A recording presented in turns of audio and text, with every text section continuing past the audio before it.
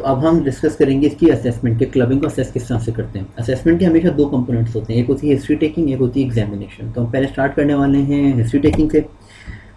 हमने पीछे पढ़ा कि जैसे कि क्लबिंग की दो टाइप्स होती हैं, प्राइमरी एक सेकेंडरी। तो हमें हिस्ट्री भी इसी बेस पे लेनी है कि पेशेंट को प्राइमरी क्लबिंग है या सेकेंडरी क्लबिंग है। तो प्राइमरी क्लबिंग का एक कॉज होता है इडियोपैथिक, तो हिस्ट्री से हम उसको कभी असेस नहीं कर पाते। दूसरा जो कॉज होता है कॉन्जेनाइटल, उसके बारे में अलबत्ता हम पूछ सकते हैं कि हम पेशेंट से पूछ सकते हैं कि आपकी फैमिली में कोई ऐसी डिजीज़ तो नहीं है जो कि कई लोगों के अंदर हो, पैदाइशी हो और उनकी उंगलियां इस तरह की हो जाती हैं, क्योंकि बहुत से ऐसे सिंड्रोम्स हैं जिसके अंदर क्लबिंग कॉन्जेनाइटल भी हो सकती है। तो इसलिए हमें ये पूछना होता है। जहाँ तक बात है सेकेंडरी क्लबिंग की, तो सेकेंडरी क्लबिंग में तो होती ही बहुत किसी डिजीज़ के सीक्वेंस के अंदर है, तो उसमें कई सिस्टम इन्वॉल्व होते हैं, रेस्पिरेटरी, कार्डियोवास्कुलर, जीआईटी, हेपेटिक। तो हमें उससे रिलेटेड सारे सिम्टम्स के बारे में पूछना होता है। तो हिस्ट्री टेकिंग में मेनली सेकेंडरी के ऊपर फोकस करते हैं। तो इसके अंदर हम रिस्पिरेटरी सिम्टम्स, सीवियर सिम्टम्स और जीआई सिम्टम्स के बारे में पूछेंगे। रिस्पिरेटरी सिम्टम में हम डिस्मिया, कफ, चेस्ट पेन के बारे में पूछते हैं, और सीवीएस के अंदर हम पैल्पिटेशन, चेस्ट पेन, डिस्मिया और पीडल एडिमा के बारे में पूछते हैं। जबकि जीआईटी के अंदर nausea, vomiting, diarrhoea, constipation, abdominal pain और हेमेटोमेसिस के बारे में पूछते हैं। बिकॉज ये वो जनरल सिम्टम्स हैं जो तकरीबन हर डिजीज़ में हमको मिलते हैं, चाहे रिस्पिरेटरी डिजीज़ कोई भी, उनमें ये तीन सिम्टम हमें ऊपर और नीचे मिल ही जाएंगे। सीवीएस का भी यही है और जीआई सिम्टम्स का भी यही है। अब हम आते हैं एग्जामिनेशन पर। तो एग्जामिनेशन हम क्लबिंग की दो तरह से कर सकते हैं, कि इंस्पेक्शन से और एक पैल्पेशन से। इंस्पेक्शन के तीन मेथड्स हम डिस्कस करेंगे। तो जो पहला मेथड होता है इंस्पेक्शन, वो कुछ इस तरह से होता है कि हम पेशेंट को कहते हैं कि अपने हाथों को जो है वो इस तरह से हमें शो करे कि उसका डॉर्सम ऑफ द हैंड जो है वो ऊपर की तरफ हो। तो पेशेंट अपने दोनों हाथों को आपके सामने रखेगा, आप उसको आई लेवल पर लेकर आएँ और आपको उसके फिंगर्स के फ्रंट पे खड़ा होना है। ठीक है, आपको पीछे से या साइड से नहीं देखना है, आपको फ्रंट से देखना है। और आपको ये ऑब्जर्व करना है कि कहीं एबनॉर्मल बल्जिंग तो नहीं हो रही डिस्टल फिंगर की, जिसको हम ड्रम स्टिक अपीयरेंस कहते हैं। क्योंकि अगर ड्रम स्टिक अपीयरेंस हमें बहुत ज़्यादा प्रोमिनेंट हो रही होती है तो इसका मतलब है कि पेशेंट को ग्रेड 4 है। ठीक है, तो एक मेथड इंस्पेक्शन का ये जो हम फ्रंट से इंस्पेक्ट करेंगे,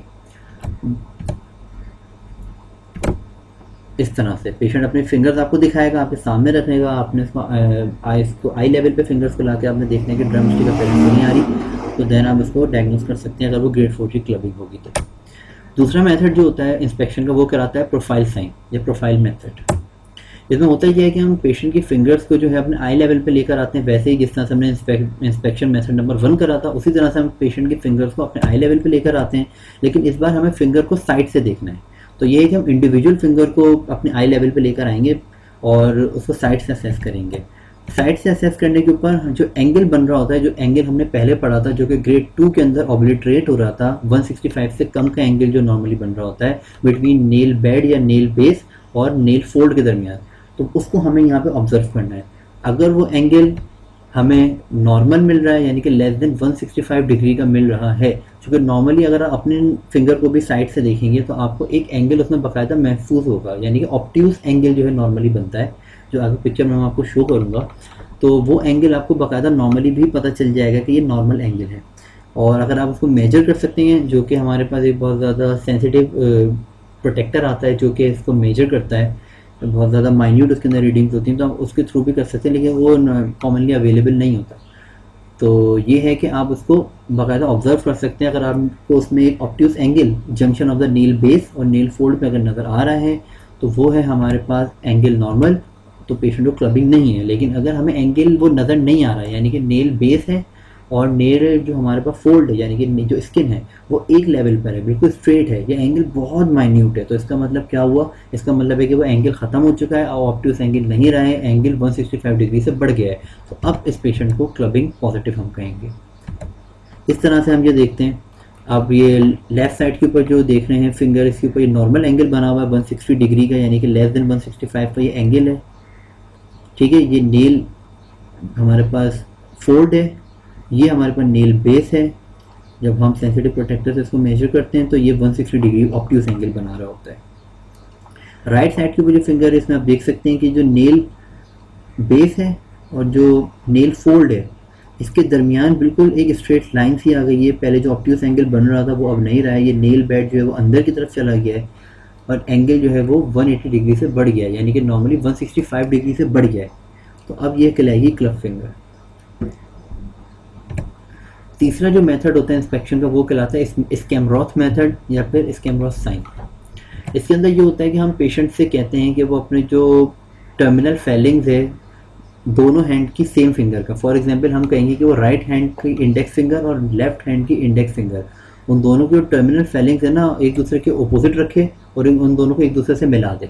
जब वो एक दूसरे से मिलाएगा तो जो नील बेड का एरिया है ना दोनों फिंगर के दरमियान, यानी कि दोनों फिंगर की जो जो इंडेक्स फिंगर की नील बेड है उनके दरमियान एक छोटी सी आपको विंडो ऑब्जर्व करनी है। वो विंडो डायमंड शेप की गैप या एक विंडो हमें मिलती है नॉर्मली।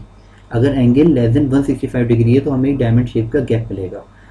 अगर ये गैप हमको मिलता है तो इसका मतलब है कि पेशेंट को कोई क्लबिंग नहीं है, लेकिन अगर ये गैप हमको नहीं मिलता या बहुत ही माइन्यूट मिलता है तो इसका मतलब है कि पेशेंट को क्लबिंग पॉजिटिव है। इस तरह से हम दोनों हाथों की जो सेम फिंगर है, जैसे दोनों हाथों की इंडेक्स फिंगर है, उन दोनों को हम एक दूसरे के करीब लाएंगे और पेशेंट ने कहेंगे उनको टच करें। जब हम इनको टच करेंगे तो बीच में हमें एक विंडो नज़र आनी चाहिए नॉर्मली। और नॉर्मली आप करके देख सकते हो, अभी जैसे आप ये लेक्चर देख रहे हो तो अभी करके देख लो कि आपको ये विंडो मिल रही है या नहीं मिल रही। तो नॉर्मल लोगों के अंदर ये विंडो हमको नज़र आ रही होती है। तो ये हो गई स्कैमलोस साइन। तो इंस्पेक्शन के 3 मेथड हमने डिस्कस कर। तो अब हम डिस्कस करेंगे पैल्पेशन। पैल्पेशन में हम जो मेन चीज़ पे फोकस करते हैं वो होती है फ्लक्चुएशन। फ्लक्चुएशन क्या होती है?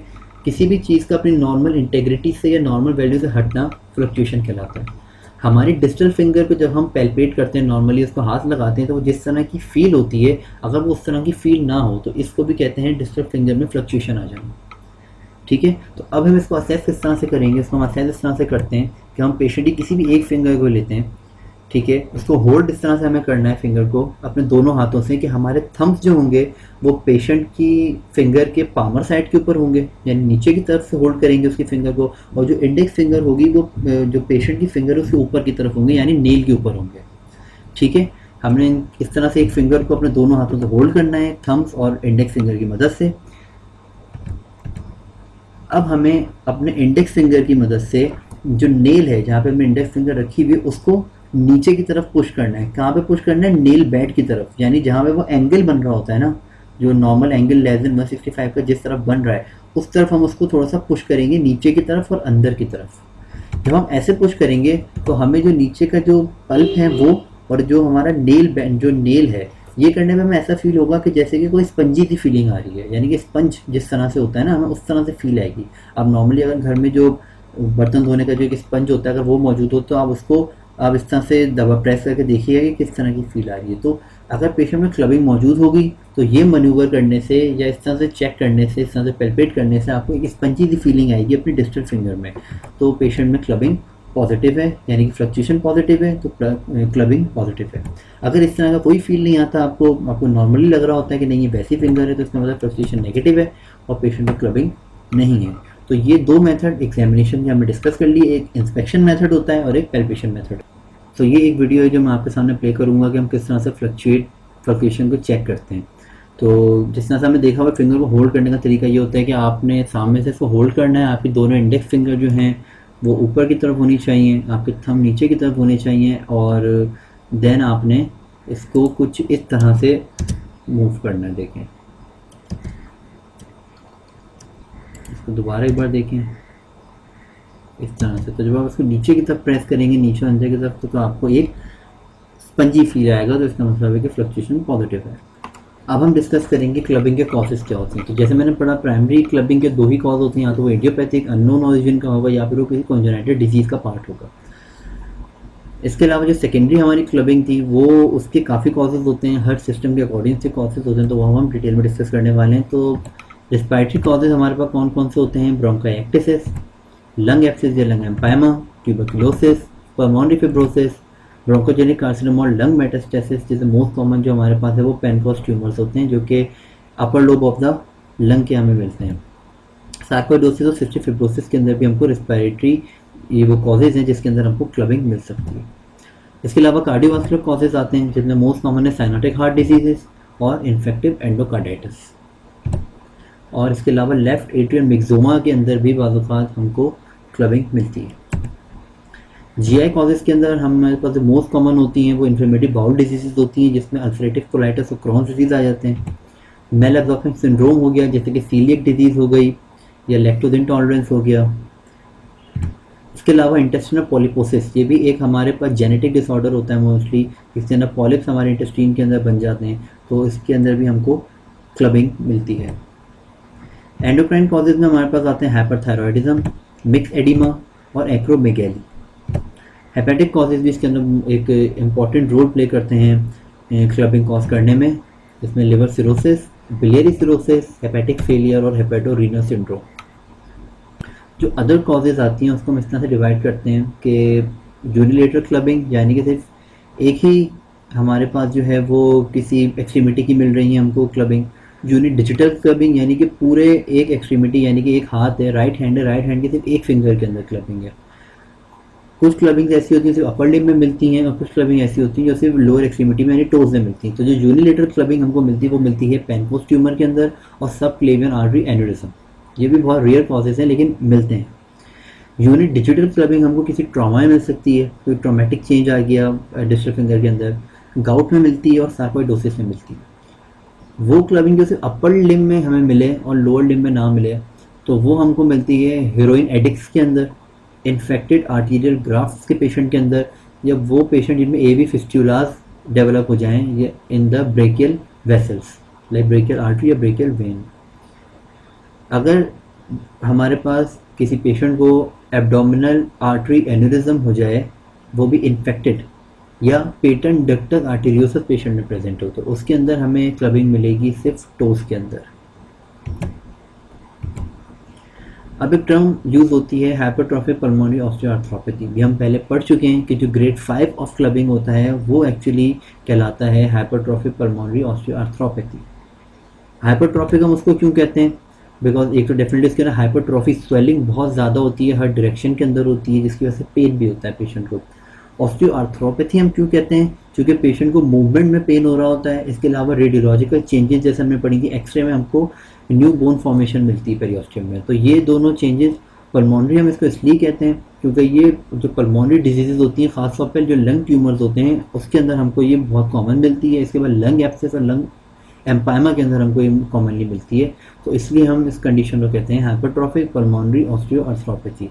अगर किसी पेशेंट को फॉर एग्जांपल कोई पल्मोनरी डिजीज़ नहीं है, उसके बावजूद हमको अगर हाइपरट्रॉफिक ऑस्टियोआर्थ्रोपैथी मिल रही है तो फिर हम उसको सिर्फ हाइपरट्रॉफिक ऑस्टियोआर्थ्रोपैथी कहेंगे और पल्मोनरी का वर्ड हम वहाँ से हटा देंगे। एडवांस स्टेज ऑफ क्लबिंग है ये, ठीक है। ये वो स्टेज होती है जिसमें क्लबिंग का हर फेज या हर ग्रेड मौजूद होता है, यानी कि ग्रेड 1 से लेके ग्रेड 4 तक की भी सारे हमको फीचर्स मिलेंगे। इसके अलावा ग्रेड 5 के एक्स्ट्रा फीचर्स हमको मिलेंगे।